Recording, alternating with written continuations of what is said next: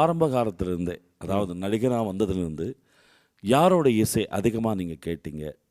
அந்த இசை வந்து எந்த அளவுக்கு உங்களுக்குள்ள ட்ராவல் பண்ணிட்டு இருந்தது? சார் உங்களுக்கு யாருடைய இசைன்னா இது இப்போ அதாவது நீங்கள் பழைய பாடல்கள் வந்து முத்தான பாடல்கள், அது வந்து எவர்கிரீன்.